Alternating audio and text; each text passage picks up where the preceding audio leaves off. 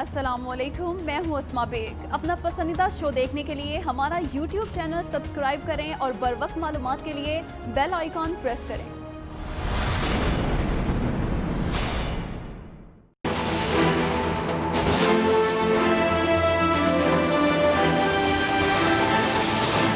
Supreme court ने justice काजी फायज ईसा के खिलाफ सदारती रेफरेंस कलअदम करार दे दिया।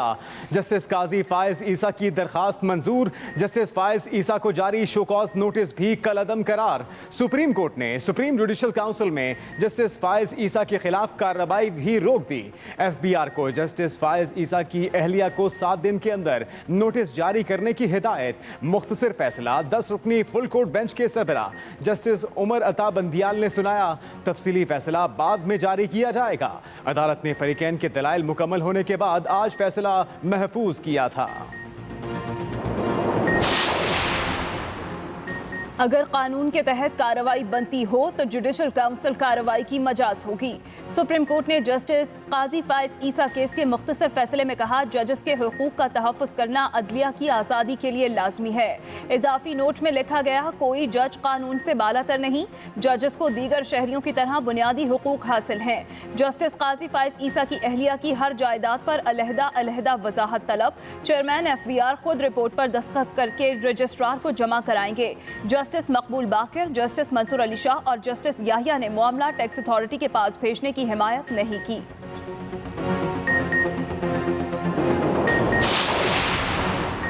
शोकॉज नोटिस रेफरेंस कलअदम हो गया। हम पहले दिन से कहते थे रेफरेंस गैर आईनी है। जस्टिस काजी फायज ईसा के वकील मुनीर मलिक की गुफ्तगू। सीनियर वकील हामिद खान बोले, ये एक दफा फिर कानून और आइन की फतह है। वकील मुत्तहिद और आजाद रहेंगे और इन पर कोई दबाव नहीं डाल सकेगा।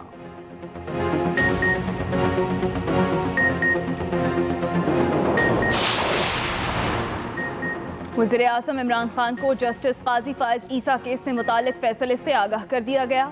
वज़ीर आज़म से कानूनी टीम की मुलाकात, फैसले पर मुशावरत, रेफरेंस खारिज होने के फैसले के बाद की सूरत हाल पर गौर।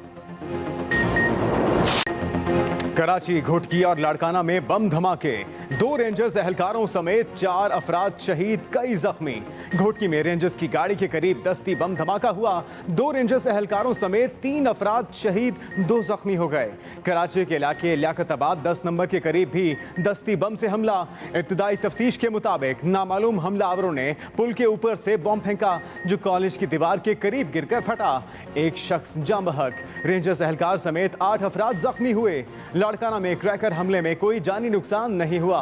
कानून नाफिज करने वाले इदारों ने तफ्तीश शुरू कर दी।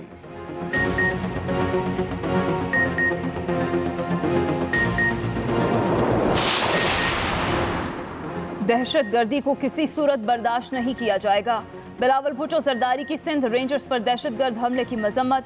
कहा, सिंध रेंजर्स के जवानों की शहादत पर दिली सदमा पहुंचा। पूरी कौम दहशतगर्दी के खिलाफ मुत्तहिद है। वज़ीर आला सिंध ने भी तीनों वाक़यात की तहकीकात का हुक्म दे दिया। गवर्नर सिंध इमरान इस्माइल का DG रेंजर्स को फ़ोन। रेंजर्स एहलकारों की शहादत पर इज़हार ताज़ियत करते हुए कहा, पूरी कौम सिक्योरिटी इदारों की कुर्बानियों को कद्र की निगाह से देखती है। अपोजिशन लीडर शहबाज शरीफ की भी धमाकों की मजम्मत।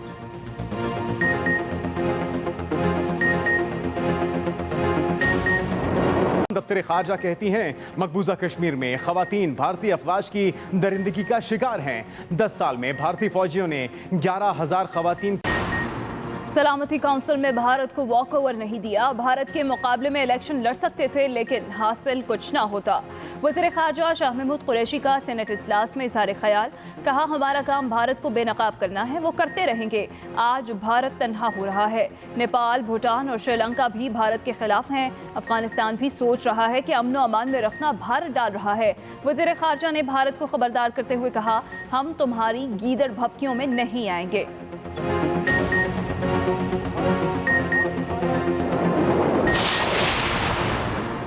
भारत की सलामती काउंसिल का गैर मुस्तकिल रुकन मुंतखब होने पर शहबाज शरीफ की मजम्मत। अपोजिशन के खिलाफ लगाते हैं, अगर भारत के खिलाफ मुजाहिरा करते तो भारत का रास्ता रोका जा सकता था।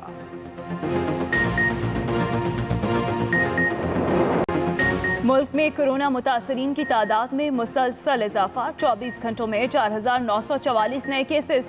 मजमूई तादाद 1,65,062 हो गई। एक दिन में मजीद 136 अफराद जाँ बहक। कुल तादाद 3,229 हो गई। सिंध में 62,269, पंजाब 61,678, खैबर पख्तूनख्वा 20,182, बलूचिस्तान 8,998 मरीज जेर इलाज। अब तक 61,383 मरीज मुकम्मल सेहतयाब हो चुके हैं।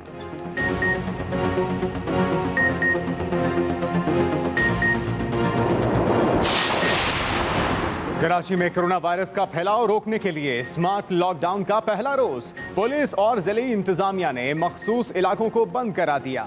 मकीनों को घरों में रहने की हिदायत। हैदराबाद के हॉटस्पॉट इलाके भी सील। पुलिस और रेंजर्स एहलकार तैनात। कार्रवाई के बाद लोगों को आमदोरफ्त में मुश्किलात। दूसरी जानिब कोयटा समेत बलूचिस्तान भर में आज मुकम्मल लॉकडाउन। सूबे भर में तमाम कारोबारी मराकज और मार्केटें बंद।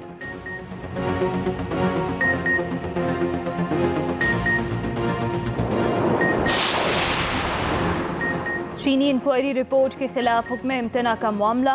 केस की समाअत के दौरान chief justice Islamabad high court justice Athar Minallah ने कहा, चीनी रिपोर्ट कोई फैसला नहीं बल्कि फैक्ट फाइंडिंग रिपोर्ट है।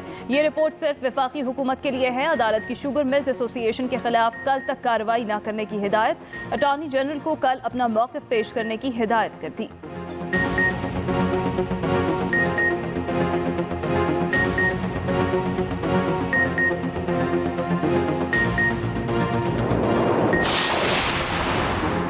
खैबर पख्तूनख्वा का माली साल 2020-21 का टैक्स फ्री बजट पेश। सूबाई वजीर खजाना तैमूर सलीम झगड़ा ने 923 अरब रुपए का बजट पेश किया। सेहत के शोबे के लिए 124 अरब को, कोरोना इमरजेंसी प्रोग्राम के लिए 24 अरब रुपए मुख्तस। बजट तकरीर के दौरान अपोजिशन का एहतजाज। बजट इजलास से पहले सूबाई काबीना ने बजट 2020-21 की मंजूरी दे दी। दूसरी जानिब बजट इजलास के दौरान खैबर पख्तूनख्वा असम्बली के सामने सरकारी मुलाजमीन का धरना और नारेबाजी। वज़ीर आला पंजाब का सूबे में गंदम और आटे की कीमतों में इस्तेहकाम के लिए इंतजामी इक़दाम उठाने का हुक्म। वज़ीर आला उस्मान बुज़दार ने कहा, गंदम और आटे की कीमतों में बिला जवाज़ इजाफा किसी सूरत बर्दाश्त नहीं किया जाएगा।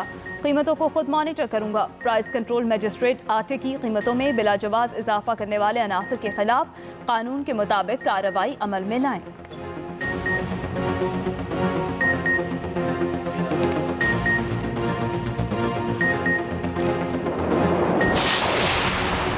चेयरमैन एनडीएमए ने तमाम बड़े शहरों में सैलाब का खतरा जाहिर कर दिया।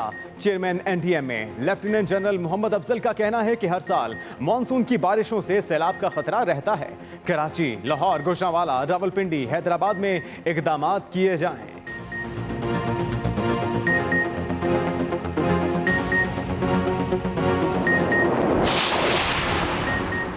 हेड पंजनद और आसपास के इलाकों में टिड्डी दल का हमला। कपास समेत दीगर फसलों, आम के बागात और चारे को शदीद नुकसान पहुंचा। दूसरी जानिब 42 मुतासरा अजला में सर्वे और कंट्रोल ऑपरेशन भी जारी। नेशनल लोकस कंट्रोल सेंटर के मुताबिक मुल्क भर में 21 लाख एकड़ पर कंट्रोल ऑपरेशन किया जा चुका है।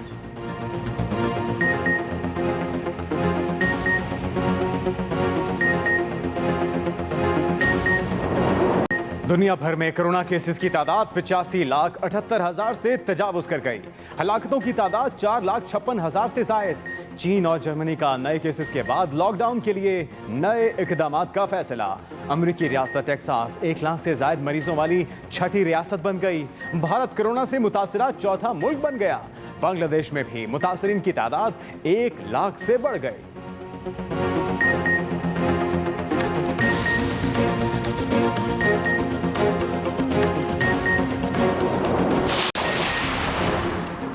अमरीकी सुप्रीम कोर्ट ने ट्रंप इंतजामिया का एक और फैसला रद्द कर दिया। बगैर दस्तावेजात रहने वाले तारकीन वतन को कानूनी तहफ़्फ़ुज़ फराहम करने का प्रोग्राम मनसूख करने का फैसला मुस्तरद।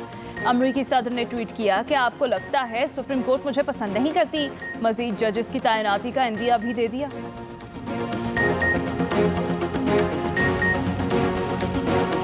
है कि सुप्रीम कोर्ट ने जस्टिस काजी फाइज ईसा के खिलाफ सदारती रेफरेंस कलअदम करार दे दिया है। मुख्तसर फैसला फुल कोर्ट के सरबराह जस्टिस उमर अता बंदियाल ने सुनाया। सदारती रेफरेंस का तफसीली फैसला बाद में जारी किया जाएगा। अदालत ने हुक्म में लिखा कि अगर कानून के मुताबिक कार्रवाई बनती हो तो जुडिशल काउंसिल कार्रवाई की मजाज होगी। चेयरमैन एफबीआर खुद रिपोर्ट पर दस्तखत करके रजिस्ट्रार को जमा कराएंगे। अकील अफजल हमारे नुमाइंदे, उनसे मजीद तफसीलात जानते हैं। अकील अफजल, मुख्तसर फैसले में क्या अहकाम जारी किए गए सुप्रीम कोर्ट की जानिब से? जी बिल्कुल, सुप्रीम कोर्ट ऑफ पाकिस्तान ने जहां एक तरफ सदर पाकिस्तान की जानिब से यानी कि जो हुकूमती रेफरेंस था जस्टिस काजी फायज ईसा के खिलाफ उसे कलअदम करार दिया, वहीं दूसरी तरफ जो सुप्रीम जुडिशल काउंसिल में जो कार्रवाई जारी की गई थी और उन्होंने सदारती रेफरेंस की बुनियाद पर शोकाज नोटिस जारी किया गया था, उसको कैंसिल करते हुए कार्रवाई को रोक दिया है। दूसरी जानिब सुप्रीम कोर्ट ऑफ पाकिस्तान के अक्सरियती फैसले के मुताबिक इस हवाले से जो उनकी तीन जायदादें थी जस्टिस काजी फायज ईसा की, उस हवाले से फैसला जारी होने के 7 रोज के अंदर एफबीआर हुकाम जो है इनकम टैक्स कमिश्नर जो होंगे वो इनकम टैक्स ऑर्डिनेंस 2001 के मुताबिक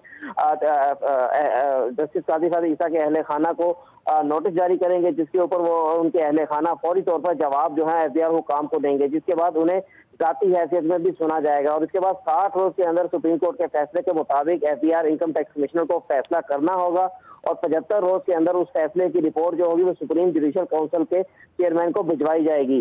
सुप्रीम कोर्ट ऑफ पाकिस्तान के फैसले में यह भी कहा गया है कि अगर उस रिपोर्ट के बाद चेयरमैन सुप्रीम जुडिशल काउंसिल जो कि चीफ जस्टिस ऑफ पाकिस्तान भी हैं, अगर वो उसके बाद उसको मुनासिब समझे तो उसको नोटिस की कार्रवाई करते हुए आइन के आर्टिकल 209 के तहत जज के खिलाफ कार्रवाई कर सकते हैं।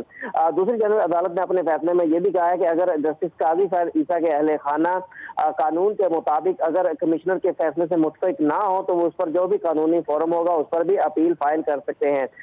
इस फैसले के अदालत के इस फैसले के मुताबिक जो है वो अब जो है तमाम मामला जो है एफबीआर के पास जाएगा और एफबीआर ही इसके ऊपर कार्रवाई करके अपनी रिपोर्ट सुप्रीम जुडिशल काउंसिल को भिजवाएगी।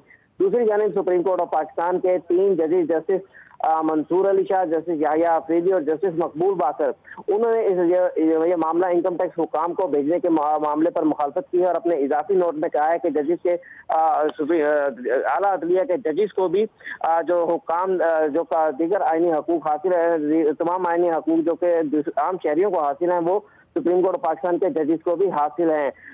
किसी जज के खिलाफ कार्रवाई के लिए सुप्रीम जुडिशल काउंसिल के दरवाजे हर वक्त खुले हैं। आईने पाकिस्तान में जस्टिस काजी फायज ईसा या कोई भी जज या कोई भी इंफरादी शख्स या इदारा कानून से बालातर नहीं है। जी अच्छा, कोई टाइम फ्रेम भी अकील दिया गया एफबीआर को कि वो कब तक अपनी तहकीकात मुकम्मल करें और जो हतमी रिपोर्ट है वो सुप्रीम जुडिशल काउंसिल को भेजें? जी बिल्कुल, सुप्रीम कोर्ट ऑफ पाकिस्तान का फैसला जारी होने के बाद 7 रोज के अंदर जस्टिस काजी फायज ईसा की जो इस्लामाबाद में सरकारी रहायशगाह है उस पर उनके अहले खाना को नोटिस जारी किए जाएंगे और अदालत ने बिल्कुल ये वाज़ेह तौर पर लिखा है कि उस नोटिस के अंदर तीनों जायदादों के हवाले से उसके ज़राए आमदन भी पूछे जाएंगे और अगर इनकम टैक्स कमिश्नर जो है उस हवाले से 60 रोज के अंदर अपनी कार्रवाई मुकम्मल करके जो अपना फैसला देगा और जो फैसला होगा वो चेयरमैन एफबीआर के दस्तखतशुदा रिपोर्ट की सूरत में चेयरमैन सुप्रीम जुडिशल काउंसिल को 75 रोज के अंदर भिजवाया जाएगा। अगर 100 रोज के अंदर चेयरमैन एफबीआर की जानिब से रिपोर्ट नहीं भेजी जाती तो इस पर सेक्रेटरी सुप्रीम जुडिशल काउंसिल जो होंगे चेयरमैन एफबीआर से इस्तफसार करेंगे और चेयरमैन एफबीआर को इसकी वजाहत देनी होगी और अदालत ने अपने फैसले में ये भी लिखा है कि इसके बाद सुप्रीम जुडिशल काउंसिल खुद कार्रवाई करेगी और इस हवाले से जो एफबीआर से जो रिपोर्ट होगी उसको भी तलब किया जा सकता है। बहुत शुक्रिया अकील अफजल, आपने तफसीलन अपडेट किया। शो कॉज नोटिस रेफरेंस कलअदम हो गया। हम पहले दिन से कहते थे रेफरेंस गैर आईनी है। जस्टिस काजी फायज ईसा के वकील मुनीर मलिक की गुफ्तगू सीनियर वकील हामिद खान। अस्सलामुअलैकुम, मैं हूं अस्मा बेग। अपना पसंदीदा शो देखने के लिए हमारा YouTube चैनल सब्सक्राइब करें और बर वक्त मालूमात के लिए बेल आइकॉन प्रेस करें।